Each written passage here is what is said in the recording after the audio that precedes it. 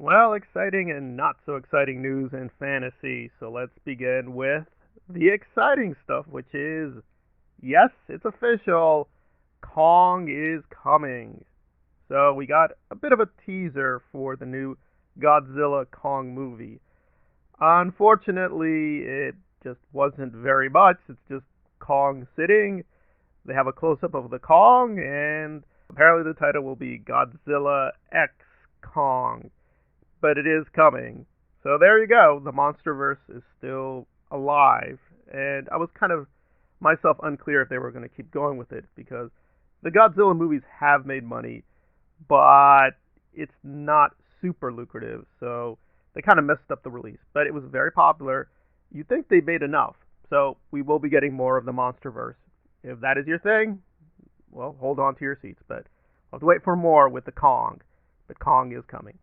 Now we get to the very depressing news about Twilight and Harry Potter. So Harry Potter is a bit old, but yes, it is official. They are going to move forward with a TV series based on the J.K. Rowling books. And I'm not super hardcore into Harry Potter. I will, of course, do more. I've seen the Fantastic Beasts, and they were somewhat meh and disappointing, but I know that's not representative of the whole Harry Potter universe. I've only seen a few of the films. I'm trying to get through the books, but I gotta be honest, they're just very, okay books. They're not great books.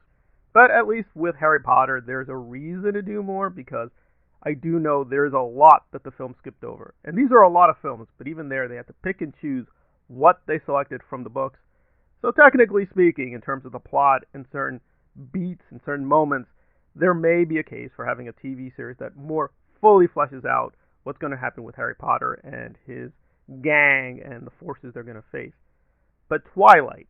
So now Twilight is also going to basically be rebooted, retcon, whatever. And you got to be like, okay, and I have tried to give the Twilight books a chance. I will say this, I think J.K. Rowling is definitely a way stronger writer than the Twilight author. She is just very awful writer. She's just not a lot there. And I have tried to give the Twilight films a chance, but they're not terrible. There's not much reason to keep going. It's just very simple tropes.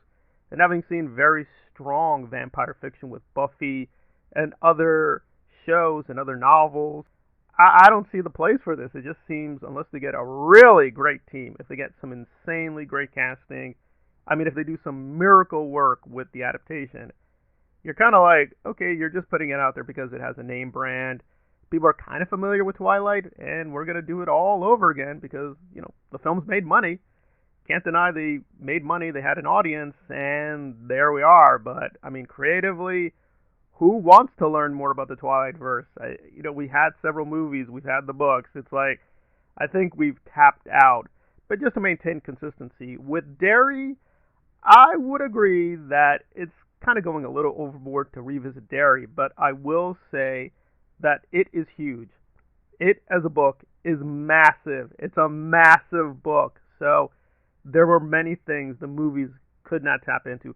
Even both adaptations. Yes, there's still a lot that if you just went with the movies, you would not know happened in the book and in the wider Dark Tower universe. So it's a weak case, but I do think you can make a case for Harry Potter and even Derry and revisiting that. But Twilight, I don't know. It's just like, who is this for? Is this even going to make any money? I don't know.